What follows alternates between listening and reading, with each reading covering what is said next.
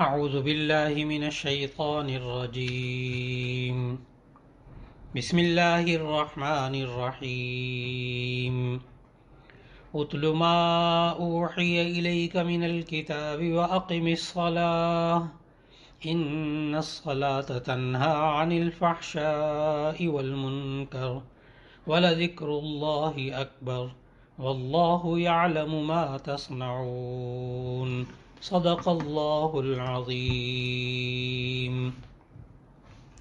قرآن مجید کے مضامین کے خلاصے کے سلسلے میں آج 21ویں پارے کا آغاز ہو رہا ہے۔ 20ویں پارے کے آخر میں سورہ عنکبوت آئی اور اس کا باقی حصہ سورہ عنکبوت کا وہ 21ویں پارے میں آ رہا ہے۔ اللہ رب العزت نے 21ویں پارے کے شروع میں سورہ عنکبوت کی آیت نمبر 45 میں فرمایا کہ انسان اللہ کی کتاب کی تلاوت کرے اور نماز ادا کرے۔ نماز کا فائدہ اللہ تعالیٰ نے خود یہ بتایا کہ ان الصلاۃ تنہی عن الفحشاء والمنکر، کہ یہ بے حیائی اور بری باتوں سے روکتی ہے۔ یہ انسان آج بھی نماز اخلاص کے ساتھ ادا کرے، اللہ کی خشیت کے ساتھ ادا کرے اور نماز کو اس کے آداب کے ساتھ ادا کرے تو یقیناً اللہ تعالیٰ اس نماز کے اثرات آج بھی انسان کو اپنی آنکھوں سے دکھا دے گا کہ واقعی یہ نماز انسان کو بے حیائی سے روکتی ہے اور بری باتوں سے روکتی ہے۔ پھر اس کے بعد کی آیات میں اللہ تعالیٰ نے آخری نبی حضرت محمد مصطفیٰ صلی اللہ علیہ وسلم کی حقانیت اور صداقت کی علامات بتائیں کہ نبی صلی اللہ علیہ وسلم امی تھے، یعنی لکھنا پڑھنا نہیں جانتے تھے، اس کے باوجود اللہ تعالیٰ نے ان کو وہ علوم عطا فرمائے اور قرآن حکیم کا یہ معجزہ عطا فرمایا۔ آیت 51 میں اللہ تعالیٰ نے فرمایا کیا قرآن کا معجزہ ان کے لیے کافی نہیں ہے جس کی نظیر پیش کرنے سے ان کے فصیح و بلیغ لوگ بھی عاجز آ چکے ہیں۔ آیت 53 اور 54 میں اللہ تعالیٰ نے فرمایا کہ قرآن حکیم کے معجزے کے ہوتے ہوئے کسی دوسرے معجزے کا مطالبہ کرنا یہ ان لوگوں کی ہٹ درمی اور جہالت کے سوا کچھ نہیں۔ ان کی جہالت بیچاروں کا تو یہ حال ہے کہ بسا اوقات وہ خود عذاب کا مطالبہ کرنے لگ جاتے ہیں۔ قرآن حکیم کا معجزہ آج بھی وہی معجزہ ہے کہ جو اللہ تعالیٰ نے اس میں جو ہدایات دیں اور جو پیشین گوئیاں فرمائیں اور کائنات کے بارے میں جو چیزیں بتائیں، آج بھی انسان اپنی جستجو سے بالآخر وہیں تک پہنچتا ہے جہاں اللہ نے سمجھایا۔ پھر اللہ تعالیٰ نے آیت نمبر 56 سے آیت نمبر 59 تک متقین کا تذکرہ کیا کہ جو اللہ تعالیٰ کے سے ڈرنے والے لوگ ہوتے ہیں وہ ہجرت بھی کرتے ہیں اور دین کی راہ میں آنے والے مصیبتوں پر صبر بھی کرتے ہیں۔ یہ لوگ ہجرت کر کے اپنے وطن کو چھوڑ دیتے ہیں اور انہیں ضرور معاشرتی مشکلات کا سامنا کرنا ہوتا ہے، لیکن جو اللہ کمزور جانداروں کو رزق دیتا ہے وہی اللہ انہیں بھی رزق دیتا ہے۔ لہذا ہجرت کی صورت میں انسان کو فقر سے نہیں ڈرنا چاہیے۔ پھر آیت نمبر 69 کے اندر اللہ تعالیٰ نے پوری سورہ عنکبوت کا خلاصہ ذکر کر دیا اور ایک ایسی آیت سورہ عنکبوت کی آخری آیت نمبر 69 میں اللہ تعالیٰ نے فرمایا والذین جاہدوا فینا لنہدینہم سبلنا، جو لوگ ہمارے لیے مجاہدہ کرتے ہیں ہم انہیں ضرور اپنے راستے کو دکھا دیتے ہیں اور بے شک اللہ تعالیٰ نیک کام کرنے والوں کے ساتھ ہے۔ معلوم ہوا آج بھی انسان دنیا کے اندر رہتے ہوئے کوشش کرتا رہے تو ایسی صورت میں اللہ تعالیٰ ضرور اس کو صراط مستقیم اور راہ حق دکھا دیتا ہے۔ سورہ عنکبوت کے اختتام کے بعد پھر سورۃ الروم کا آغاز ہوتا ہے 21ویں پارے کے اندر۔ سورہ روم ترتیب توقیفی کے اعتبار سے یعنی قرآن مجید کی ترتیب کے اعتبار سے سورت نمبر 30 ہے اور نازل ہونے کے اعتبار سے یہ سورت نمبر 84 ہے۔ یہ سورت مکی ہے اور یہ ہجرت سے پہلے نازل ہوئی۔ اس میں کل 60 آیات ہیں اور 6 رکوع ہیں۔ اس سورت کا نام سورہ روم اس لیے رکھا گیا کہ آیت نمبر 2 اور 3 میں اللہ تعالیٰ نے رومیوں کے غالب ہونے کی پیشین گوئی کی، اسی وجہ سے اس سورت کا نام سورہ روم رکھا گیا۔ قرآن حکیم کے معجزہ ہونے کے وجوہ اعجاز میں سے ایک اہم وجہ اس قرآن حکیم کی پیشگوئیاں بھی ہیں جو کہ سچی ثابت ہوئیں۔ یہ پیشگوئی رومیوں کے غالب آنے کے بارے میں تھی۔ اس پیشگوئی کا پورا ہو جانا انتہائی غیر معمولی اور عادات سے ہٹا ہوا خلاف عادت ایک واقعہ نظر آتا ہے، کیونکہ جس وقت قرآن حکیم میں یہ خبر دی تھی اس وقت ایرانی رومیوں پر پوری طرح چھائے ہوئے تھے۔ رومی مقبوضات اور نو آبادیوں کے یکے بعد دیگرے ایرانیوں کے ہاتھ آتے جاتے رہے تھے۔ اس وقت رومی سلطنت زندگی اور موت کی کشمکش میں مبتلا تھی۔ سرحدی حالات کے علاوہ جو داخلی حالات تھے وہ بھی بہت خراب تھے، لیکن یہاں تک کہ رومیوں کا جو بادشاہ تھا وہ زوال کی تیز آندھیوں کے سامنے بے بس ہو کر ذلت اور پسپائی اختیار کر چکا تھا، چونکہ اس وقت کے فارس کے لوگ یہ مشرک تھے اور آتش پرست تھے، جبکہ رومی خدا پرست تھے۔ اس لیے مشرکین مکہ اپنے ہم مذہب کے غلبے کی خبریں سن کر خوش ہوتے رہتے تھے۔ ان مخدوش حالات میں قرآن حکیم نے پیشگوئی کی کہ 9 سال کے اندر اندر رومی ایران پر غالب آ جائیں گے۔ یقیناً مشرکین نے قرآن کے اس اعلان کا خوب مذاق اڑایا ہوگا، لیکن ہوا بالکل یہ کہ دنیا نے دیکھا کہ ٹھیک 9 سال کے اندر اندر قرآن حکیم کی عظیم الشان پیشگوئی پوری ہوئی، اور رومیوں نے فارسیوں کو، ان کے جاہ جلال کو اپنے پیروں تلے رون ڈالا اور فارس کی سلطنت کے دل میں رومی جھنڈا نصب کر دیا۔ اس طرح سورہ روم کے اندر جو پیشگوئی آئی تھی اللہ تعالیٰ نے اس کو پورا کر دیا۔ سورہ روم کے اس معرکے میں اللہ تعالیٰ نے بتایا کہ اللہ تعالیٰ کے اس دنیا کے اندر 2 جماعتیں بن جاتی ہیں، ایک رحمان کی جماعت جسے حزب الرحمان کہا جاتا ہے، اور ایک شیطان کی جماعت جسے حزب الشیطان کہا جاتا ہے۔ ان دونوں جماعتوں کے اندر ہمیشہ سے ایک کفر اور ایمان اور حق اور باطل کی جنگ جاری ہے۔ جب تک فیصلے کا دن نہیں آ جاتا اس وقت تک حق اور باطل کی یہ جنگ چلتی رہے گی، لیکن اللہ تعالیٰ نے ان آیات میں سمجھایا جس وقت قیامت برپا ہوگی یہ دونوں گروہ الگ الگ ہو جائیں گے۔ اہل ایمان کے گروہ کو جنت میں جگہ دی جائے گی اور کافروں کو گروہ کو عذاب میں ڈالا جائے گا۔ اللہ تعالیٰ نے اس صورت میں اپنے وجود پر اور عظمت جلال پر اللہ تعالیٰ نے 7 دلیلیں ذکر فرمائیں۔ ایک تو یہ اللہ تعالیٰ نے اپنے وجود پر دلیل بتائی کہ اللہ تعالیٰ ایک چیز کو اس کی ضد سے پیدا کرتا ہے۔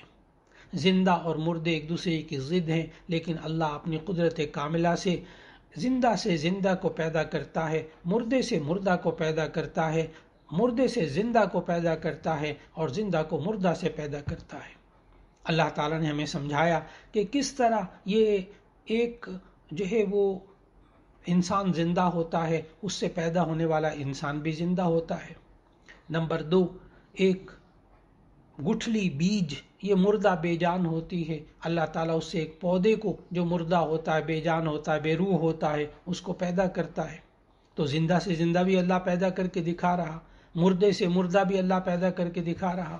پھر اللہ نے بتایا کہ کس طرح اللہ جو ہے وہ زندہ سے مردہ کو پیدا کرتا ہے، کہ ایک مرغی زندہ ہوتی ہے، اس سے پیدا ہونے والا انڈا بے جان مردہ ہوتا ہے۔ پھر چوتھا طریقہ اللہ نے سمجھایا کہ یہ مردے سے اللہ زندہ کرتا ہے، جیسے کہ انڈا بے جان ہوتا ہے، بے روح مردہ ہوتا ہے، لیکن اس سے پیدا ہونے والا چوزا زندہ ہوتا ہے۔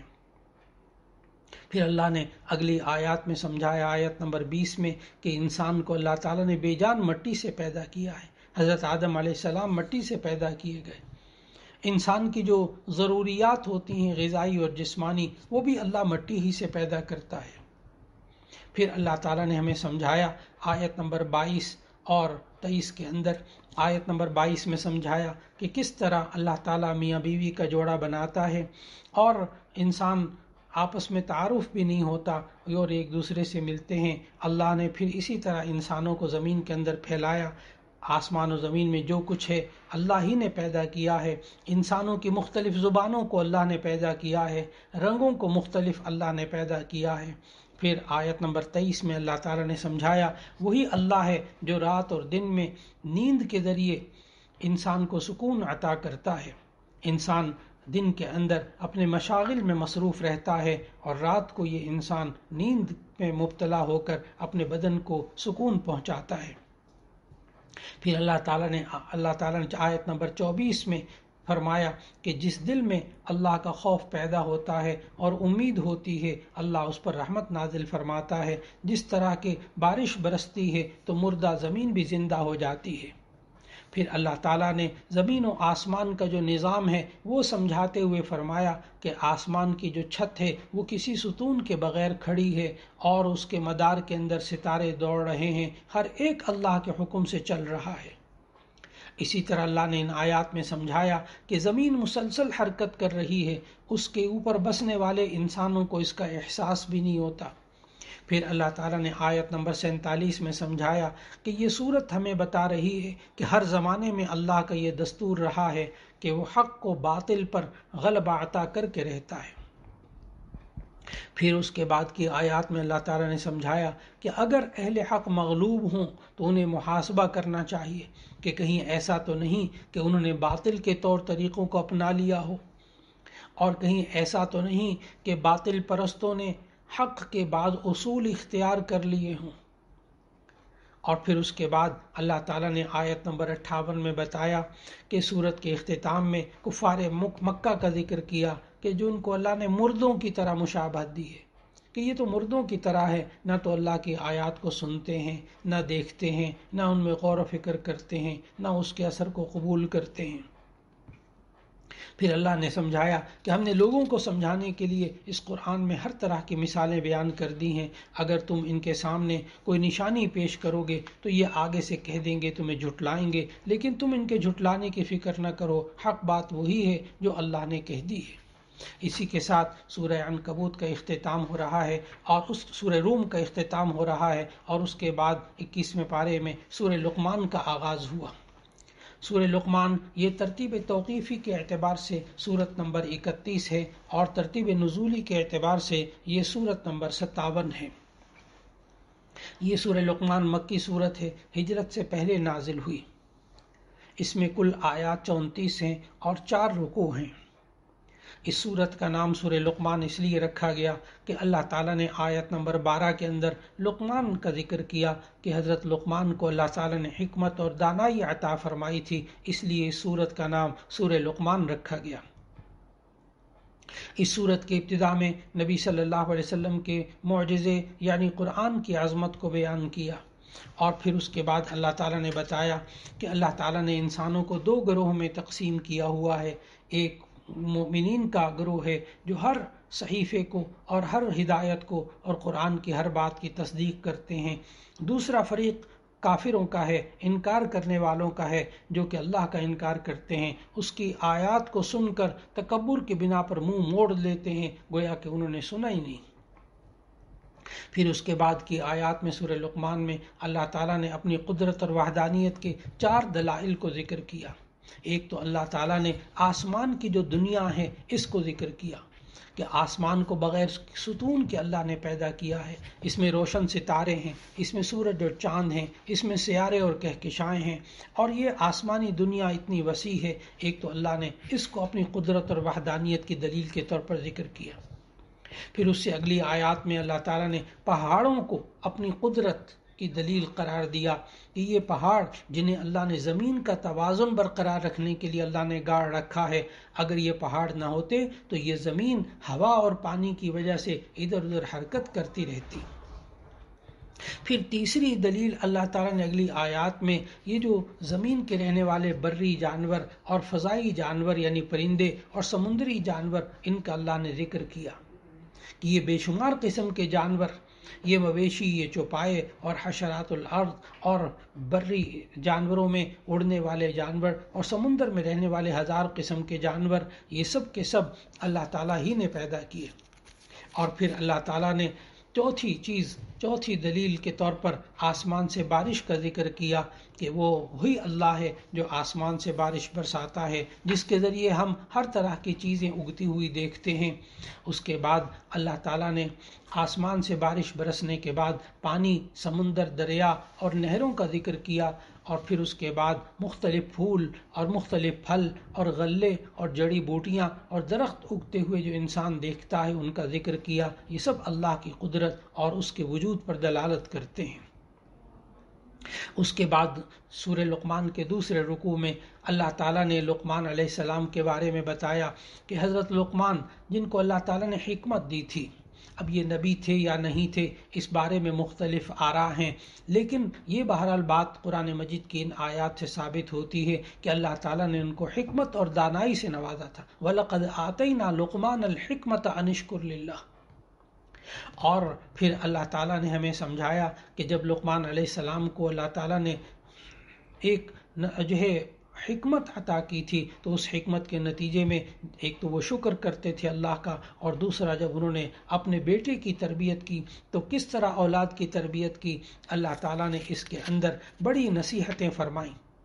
ہمیں اپنے معاشرے کے اندر رہتے ہوئے جب بھی ضرورت پیش آئے کہ کس طرح ہمیں اپنی اولاد کی تربیت کرنی چاہیے، تو سورہ لقمان کے دوسرے رکوع میں آنے والی ان نصیحتوں کو ضرور سمجھنا چاہیے کہ حضرت لقمان علیہ السلام نے اپنے بیٹے کو سب سے پہلی نصیحت تو یہ کی کہ میرے پیارے بیٹے، اللہ کے ساتھ کسی کو شریک نہ ٹھہرانا، ان شرک لظلم عظیم، شرک بہت بڑا ظلم ہے۔ پھر اس کے بعد اللہ تعالیٰ نے سمجھایا، دوسری نصیحت یہ کی کہ دیکھو کہ اللہ نے والدین کے ساتھ اچھا سلوک کرنا، والدین کے ساتھ اچھا سلوک کرنا، ان کی اچھی باتوں کو ماننا، ہاں گناہ کا حکم دے تو اس کی بات کو مت ماننا۔ اور پھر اس کے بعد ایک اور نصیحت یہ کی کہ دیکھیں کہ گناہ جتنا کیوں چھوٹے سے چھوٹا گناہ بھی ہو اس سے بچنے کی کوشش کرنی چاہیے۔ اور پھر اس کے بعد اپنے بیٹے کو نصیحت کرتے ہوئے لقمان علیہ السلام نے ایسی نصیحتیں فرمائیں کہ جس کی آج ہمیں معاشرے کے اندر بے انتہا ضرورت ہے۔ سب سے پہلی نصیحت حضرت لقمان علیہ السلام نے یہ فرمائی کہ دیکھو اللہ کے ساتھ کسی کو شریک نہ ٹھہرانا۔ دوسری نصیحت یہ فرمائی کہ اپنے والدین کے ساتھ اچھا سلوک کرنا، ہاں البتہ شرک کا حکم دے، گناہ کا حکم دے تو ان کی بات مت ماننا۔ پھر اس کے بعد تیسری نصیحت یہ کی حضرت لقمان علیہ السلام نے کہ اے میرے پیارے بیٹے، اگر زمین و آسمان میں کوئی رائی کے دانے کے برابر بھی کوئی چیز ہوگی، کسی چٹان کے اندر ہوگی، اللہ اس کو بھی لے آئے گا، اللہ اس کو جانتا ہے۔ پھر لقمان علیہ السلام نے اپنے بیٹے کو نصیحت کی، یا بنی اقم الصلاۃ، اے میرے پیارے بیٹے نماز قائم کر۔ اور یہ بھی نصیحت کی اولاد کو کہ وأمر بالمعروف وانہا عن المنکر، کہ تم اچھائی کا حکم دو اور برائی سے روکتے رہو۔ ایک اور نصیحت لقمان علیہ السلام نے اپنے بیٹے کی تربیت کرتے ہوئے یہ فرمائی، وَاصْبِرْ عَلَى مَا أَصَابَكَ إِنَّ ذَلِكَ مِنْ عَزْمِ الْأُمُورِ۔ آیت نمبر 17 میں فرمایا کہ اے میرے پیارے بیٹے، اگر زندگی میں کوئی تکلیف پہنچے تو اس پر صبر کرنا، یہ بڑی ہمت کے کاموں میں سے ہے۔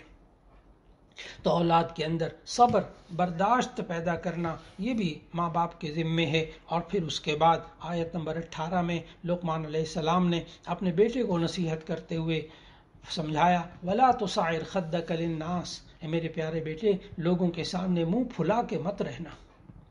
انسان کو اپنی اولاد کے خد و خال، اس کے چہرے کے تاثرات تک کی تربیت کرنی چاہیے۔ پھر اس کے بعد اللہ تعالیٰ نے آیت نمبر 18 ہی میں فرمایا کہ لقمان نے اپنے بیٹے کو نصیحت کی، لا تمشی فی الارض مرحا، اے میرے پیارے بیٹے زمین پر اترا کے نہ چلنا، تکبر کے ساتھ نہ چلنا۔ کیوں؟ ان اللہ لا يحب كل مختال فخور، اللہ تعالیٰ اترانے والے کو، تکبر کرنے والے کو پسند نہیں کرتا۔ پھر اس کے بعد لقمان علیہ السلام نے اپنے بیٹے کی تربیت کرتے ہوئے آیت نمبر 19 میں اللہ تعالیٰ نے فرمایا کہ لقمان نے کہا اپنے بیٹے کو، وَقْصِدْ فِي مَشْيِكَ، تم اپنی چال کے اندر میانہ روی اختیار کرو، وَغْضُضْ مِن صَوْتِكَ، اپنی آواز کو آہستہ رکھو۔ اس لیے ہمیں اپنی اولاد کے اندر اعتدال کی تعلیم بھی ان کو دینی چاہیے، اور اس کے ساتھ ساتھ ہمیں چاہیے کہ ہم ان کی آواز، ان کے لب و لہجے میں ہم تربیت کریں تاکہ اللہ تعالیٰ اس اولاد سے پھر آنکھوں کی ٹھنڈک عطا فرما دے۔ یہ سب وہ نصیحتیں ہیں جو سورہ لقمان کے دوسرے رکوع میں موجود ہیں۔ اور پھر اس کے بعد اللہ تعالیٰ نے اپنی قدرت کے مظاہر پیش کیے کہ یہ دیکھو، یہ جتنا آسمان و زمین میں جو کچھ ہے سب اللہ نے تمہارے لیے پیدا کیا ہے، تمہارے کام میں لگا دیا ہے، کمال کی نعمتیں اللہ نے ظاہری اور باطنی عطا فرمائی ہیں، دیکھو اللہ کی بات کو ماننے والے بن جاؤ۔ اور پھر اس کے بعد اللہ تعالیٰ نے سمجھایا کہ آسمان و زمین میں جو کچھ ہے اس کا مالک اللہ ہی ہے، لیکن اللہ کے جو نعمتیں ہیں، اگر تم سارے جتنے بھی درخت ہیں ان کی قلمیں بنا لو اور سمندر کو اس کی سیاہی بنا لو، پھر بھی تم اللہ کے کلمات کو نہیں پورا کر سکو گے۔ وہ اللہ ایسا ہے جو رات کو دن میں داخل کرتا ہے، دن کو رات میں داخل کرتا ہے، سورج اور چاند کو اس نے مسخر کیا ہے، ہر ایک اپنے اپنے مدار میں چل رہا ہے۔ پھر اللہ تعالیٰ نے سورہ لقمان کے آخر میں بتایا کہ دیکھو، تم کشتی کو دیکھو کہ کس طرح یہ اللہ کے حکم سے چلتی ہے، اور تم دیکھو کہ موجوں کے اندر کس طرح یہ لوگ جب اللہ کو پکارتے ہیں، لیکن یہ سرکش لوگ عجیب و غریب ہوتے ہیں کہ جب اللہ ان کو خشکی میں پہنچا دیتا ہے تو پھر اسی میں سے کچھ لوگ ہوتے ہیں جو کہ اللہ کی آیتوں کا انکار کرنے والے ہوتے ہیں۔ پھر سورہ لقمان کے آخر میں اللہ تعالیٰ نے بتایا کہ علم غیب صرف اللہ ہی جانتا ہے، اور غیب کی خاص طور پر 5 چیزوں کو ذکر کیا جس کو حدیث کے اندر مفاتیح غیب کہا گیا، مفاتیح خمسہ کہا گیا، کہ 5 بنیادی چیزیں ایسی ہیں جن کا علم صرف اللہ جانتا ہے، کوئی نہیں جانتا۔ نمبر 1، ان اللہ عنده علم الساعہ، قیامت کا علم صرف اللہ کے پاس ہے۔ دوسری بات، وَيُنَزِّلُ الْغَيْثَ، بارش برسانا، یہ اس کا علم بھی اللہ کے پاس ہے۔ اور تیسری چیز، وَيَعْلَمُ مَا فِي الْأَرْحَامِ، رحموں میں جو کچھ ہے وہ بھی اللہ ہی جانتا ہے۔ اور چوتھی چیز بتائی، مَا تَدْرِي نَفْسٌ مَاذَا تَكْسِبُ غَدًا، کہ کوئی نفس یہ نہیں جانتا کہ کل وہ کیا کمائے گا۔ اور 5ویں چیز یہ بتائی کہ مَا تَدْرِي نَفْسٌ بِأَيِّ أَرْضٍ تَمُوتُ، کہ کوئی شخص یہ نہیں جانتا کس زمین میں جا کر وہ مرے گا۔ پھر اس کے بعد سورہ سجدہ کا آغاز ہوتا ہے۔ سورہ سجدہ یہ قرآن مجید کی ترتیب کے اعتبار سے یہ 32ویں صورت ہے، اور سورہ سجدہ یہ نزولی اعتبار سے 75ویں صورت ہے۔ یہ مکی صورت ہے، ہجرت سے پہلے نازل ہوئی، اس میں کل 30 آیات ہیں اور 3 رکوع ہیں۔ اس صورت کا نام سورہ سجدہ اس لیے رکھا گیا کہ اس کی آیت نمبر 15 میں اللہ تعالیٰ نے ایمان والوں کی تعریف کرتے ہوئے فرمایا کہ جب انہیں نصیحت کی جاتی ہے تو یہ سجدے میں گر پڑتے ہیں، اسی لیے اس صورت کا نام سورہ سجدہ رکھا گیا۔ صورت کی ابتدا میں اللہ تعالیٰ نے قرآن کی حقانیت کا بیان کیا، اس کے روشن دلائل کا ذکر کیا، اور فرمایا کہ یہ انسان کے کلام سے بالکل الگ تھلگ کلام ہے۔ اور نبی صلی اللہ علیہ وسلم پر یہ جو کفار تہمت لگاتے تھے کہ آپ نے یہ کلام خود گھڑ لیا ہے، اللہ نے کہا کہ یہ انسانی کلام ہی نہیں ہے۔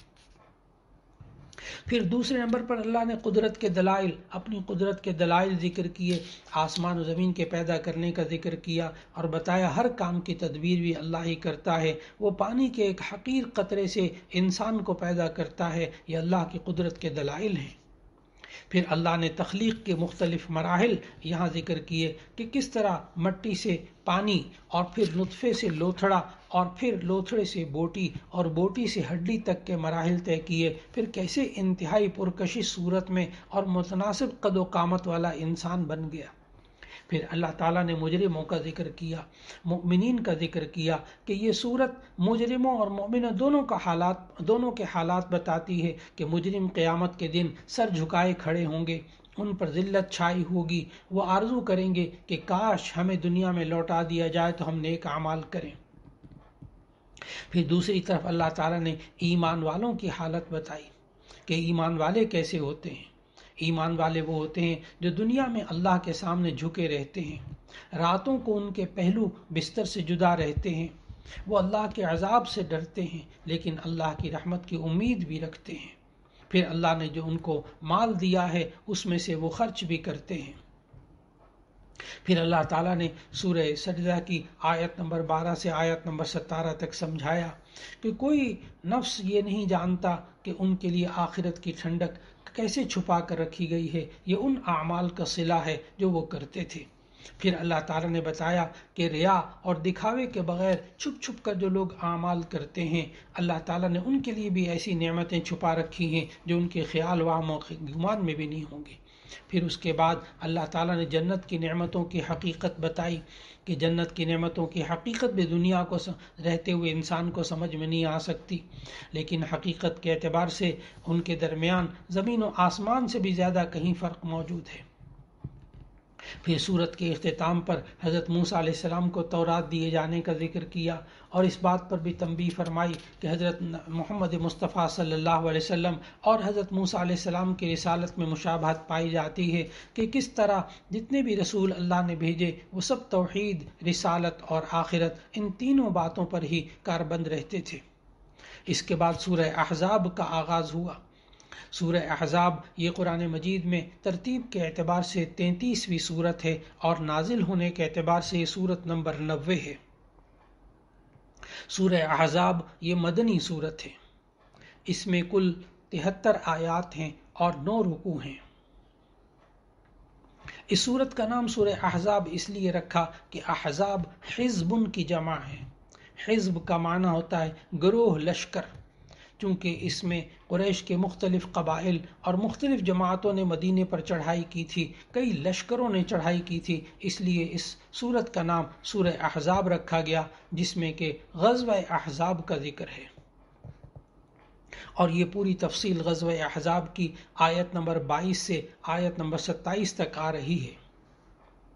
اس سورت کے اندر اللہ تعالیٰ نے بنیادی طور پر 3 موضوعات پر بحث فرمائی، 3 موضوعات کو ذکر فرمایا۔ ایک تو ہمیں معاشرتی آداب سکھائے، دوسرا شرعی احکامات بتائے، اور تیسرا اللہ تعالیٰ نے بعض غزوات کا بیان کیا، جیسے غزوہ احزاب کا بیان کیا، غزوہ بنی قریظہ کا بیان کیا۔ پھر ان دونوں غزوات میں منافقین کا کردار اور ان کی حالت بتائی۔ پھر اللہ تعالیٰ نے ان آیات کے اندر پہلی جو 2 آیتیں ہیں، اس میں اللہ تعالیٰ نے نبی صلی اللہ علیہ وسلم کے واسطے سے نبی صلی اللہ علیہ وسلم کی امت کو 4 باتوں کا حکم دیا۔ پہلا حکم یہ دیا کہ وہ اللہ سے ڈرتے رہیں۔ دوسرا حکم امت کو یہ دیا کہ یہ کافروں اور منافقوں کی آراء کا اور ان کے خیالات کا اتباع نہ کریں۔ تیسرا امت کو یہ حکم دیا کہ یہ امت وحی الہی کی اتباع کرتے رہیں، اور چوتھا حکم یہ دیا کہ اللہ پر اعتماد اور بھروسہ کریں۔ یہاں ذہن میں نہیں رکھنا چاہیے کہ اللہ تعالیٰ نے پورے قرآن مجید میں کہیں بھی نبی صلی اللہ علیہ وسلم کو نام لے کر نہیں پکارا، یہاں بھی یا ایھا النبی کہہ کر خطاب کیا۔ دوسرے انبیاء کو یا آدم، یا موسیٰ، یا عیسیٰ، یا زکریا کہہ کر خطاب کیا ہے۔ اللہ تعالیٰ نے ہمیں یہ سمجھایا کہ ان آیات کے اندر کہ ایمان والوں کا جو حال ہوتا ہے وہ یہ ہوتا ہے کہ ان کے دل کے اندر جب ایمان بس جاتا ہے تو اللہ تعالیٰ نے پھر نظام ایسا بنایا ہے کہ بعض لوگ یہ سمجھتے ہیں شاید ان کے دلوں میں 2 دل ہیں، ان کے اندر 2 دل ہیں۔ اللہ نے بتایا نہیں، آدمی کے پہلو میں ایک ہی دل ہوتا ہے، یا اس میں ایمان ہوگا یا کفر ہوگا۔ ایک ہی دل میں کفر اور ایمان دونوں جمع نہیں ہو سکتے۔ اور پھر منافقین کی تردید کی، جنہوں نے کفر اور ایمان کے درمیان ایک تیسرا درجہ نفاق کا بھی بنا رکھا تھا۔ پھر اس کے بعد سورہ احزاب کی ان آیات میں اللہ تعالیٰ نے زہار کا ذکر کیا کہ لوگ بسا اوقات اپنے زمانہ جاہلیت میں بھی اپنی بیوی کو اپنے اوپر حرام کرنے کے لیے کہہ دیتے تھے کہ تم میری ماں کی پشت کی طرح ہو، اور پھر اس کے بعد وہ ہمیشہ کے لیے اپنی بیوی کو اپنے اوپر حرام کر لیتے تھے۔ لیکن اللہ تعالیٰ نے قرآن مجید میں سمجھایا کہ اگر تم کفارہ ادا کر دو گے، جسے کفارہ ظہار کہتے ہیں، تو ایسی صورت میں بیوی پھر تمہارے لیے حلال ہو جائے گی۔ اس کے بعد سورہ احزاب میں اللہ تعالیٰ نے منہ بولے بیٹے یعنی متبنہ کا حکم بتایا کہ اسلام سے پہلے بھی منہ بولے بیٹے کو لوگ حقیقی بیٹا جیسا سمجھ لیتے تھے اور اسی نئے باپ کی طرف اس کو منسوب کرتے تھے۔ اللہ تعالیٰ نے ہمیں سورہ احزاب کی ان آیات میں سمجھایا کہ یہ جو متبنہ ہوتا ہے، منہ بولا بیٹا ہوتا ہے، اس کے تصورات کو واضح کر لو۔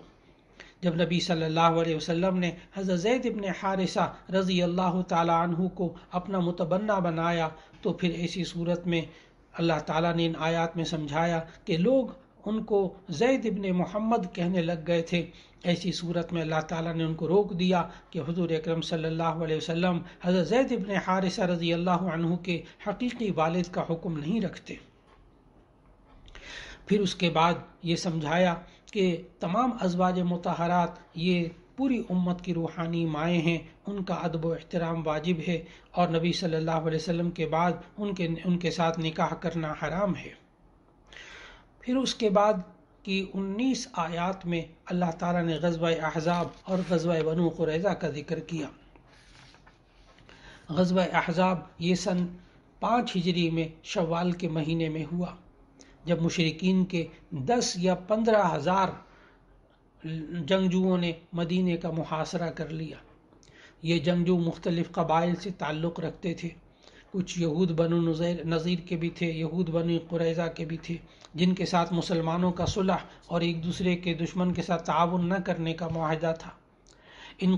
مدینہ کے ان قبائل نے اس معاہدے کی کھلم کھلا خلاف ورزی کی اور ابو سفیان کے ساتھ تعاون نہیں کیا۔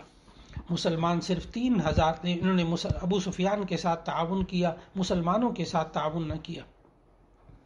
مسلمان صرف 3000 تھے، اور حضرت سلمان فارسی رضی اللہ تعالی عنہ کی رائے پر عمل کرتے ہوئے مدینہ کے شمال مغرب میں جہاں سے دشمن کے حملہ آور ہونے کا خطرہ تھا، ایک خندق کھودی گئی، اس لیے غزوہ احزاب کو غزوہ خندق بھی کہتے ہیں۔ غزوہ احزاب اس لیے کہتے ہیں کہ جس لشکر نے مدینے پہ چڑھائی کی تھی اس میں مختلف جماعتیں اور مختلف قبیلے تھے۔ ان جنگجوؤں نے تقریباً 1 ماہ تک مدینہ منورہ کا محاصرہ کیے رکھا۔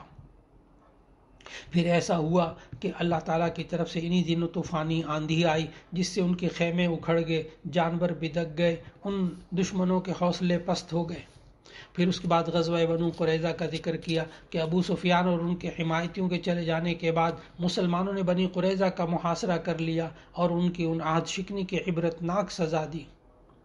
اور اللہ تعالیٰ نے ان آیات میں مسلمانوں کو مزید بشارتوں کا خبر دیا، مزید فتوحات کے بارے میں خبر دی، اور پھر اسی کے ساتھ ساتھ اللہ تعالیٰ نے 21ویں پارے کے آخر میں بتایا کہ یہ انسان بظاہر حالات مختلف ہوں، لیکن جب اللہ تعالیٰ انسان کی مدد کرتا ہے تو غلبہ یقینی طور پر حاصل ہوتا ہے۔ اس لیے اللہ تعالیٰ نے انسان کو اللہ پر پختہ ایمان رکھنے اور اللہ ہی کے حکم کے مطابق زندگی گزارنے کا حکم دیا۔ اسی کے ساتھ 21ویں پارے کا اختتام ہو رہا ہے۔ اللہ رب العزت ہمیں اس قرآن مجید کی خوب تلاوت کرنے کی توفیق عطا فرمائے، اس کو سمجھنے، اس کے مطابق عمل کرنے اور اس پیغام کو لوگوں تک پہنچانے کی توفیق عطا فرمائے۔ وآخر دعوانا ان الحمد للہ رب العالمین۔